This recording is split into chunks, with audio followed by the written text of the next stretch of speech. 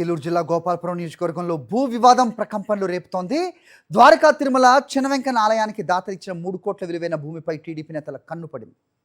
కమ్మ సేవా సమితి పేరుతో అన్రిజిస్టర్డ్ డాక్యుమెంట్స్తో భూ కబ్జాకు తెరలేపటంపై విమర్శలు వస్తున్నాయి. కబ్జాదారుల అధికార పార్టీ వాళ్లే కావడంతో టీడీపీ ఎమ్మెల్యే ముద్దిపాటి వెంకటరాజు సతమతం అవుతున్నారు.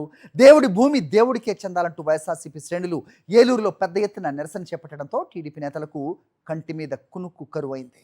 అధికార పార్టీ నేతల అండతో దేవుడి భూమిని కబ్జా చేసిన వ్యవహారం ఇప్పుడు రివర్స్ అయింది. ఆన్లైన్ రికార్డులు, ఆధారాలు బయటపడడంతో కబ్జాదారులు ఉక్కిరిబిక్కిరవుతున్నారు. తప్పు కవర్ చేసుకునే పనిలో రెవెన్యూ అధికారులు పడ్డారు. 1992 నుంచి ఆలయ ఆధీనంలో ఉన్న 1.89 ఎకరాల భూమిలో తులసి తోటను ఏప్రిల్లో కొందరు టీడీపీ నేతలు ధ్వంసం చేశారు. 1967 నాటి చెల్లుబాటు కాని కాగితాలతో కమ్మసేవా సంఘం పేరిట ఆన్లైన్ రికార్డులు మార్చడం కలకలం రేపింది.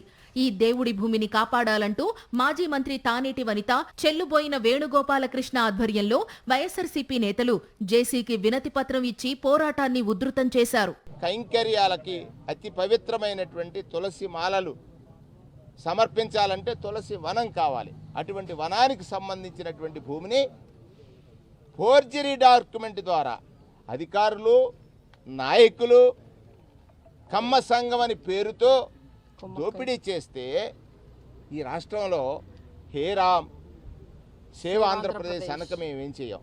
ఎవరైతే ఈ కబ్జాకి పాల్పడ్డారో, ఎవరైతే ఈ కబ్జా చేయడానికి ప్రోత్సహించారో, ఎవరైతే ఈ మ్యూటేషన్ చేయడానికి ఫేక్ డాక్యుమెంట్ క్రియేట్ చేసి ఫోర్జరీ చేశారో వారిని అదుపులోకి తీసుకుని వారి మీద కఠిన చర్యలు తీసుకోవాలి. ఎమ్మెల్యే మద్దిపాటి ముఖ్య అనుచరుడైన ఓ టీడీపీ నాయకుడే ఈ కబ్జాకు సూత్రధారి అని సొంత పార్టీలోనే గుసగుసలు వినిపిస్తున్నాయి. ఈ వివాదంపై ఎమ్మెల్యే మద్దిపాటి వెంకటరాజు చేసిన వ్యాఖ్యలు మరింత దుమారు రేపాయి. భూమిని మళ్లీ ప్రభుత్వ ఆధీనంలోకి తెచ్చామని, రికార్డులు పరిశీలించాకే ప్రభుత్వం నిర్ణయం తీసుకుంటుందని ఎమ్మెల్యే చెప్పడంపై స్థానికులు మండిపడుతున్నారు. జిరాయితీ భూమిపై ప్రభుత్వ పెత్తనం ఏంటని, ఎఫ్ఎల్ఆర్ రికార్డుల్లో దాతల పేర్లు స్పష్టంగా ఉన్నప్పుడు అడంగల్లో పేర్లు మార్చినంత మాత్రాన కబ్జాదారులకు హక్కు ఎలా వస్తుందని ప్రశ్నిస్తున్నారు. ఈ కోట్లాది మంది భక్తులు కోరుకునే, ఎప్పుడు కూడా భక్తి శ్రద్ధలతో పూజ చేసుకునే ఈ స్వామివారి ఆస్తులను కూడా మీరు కబ్జా చేసేయాలా?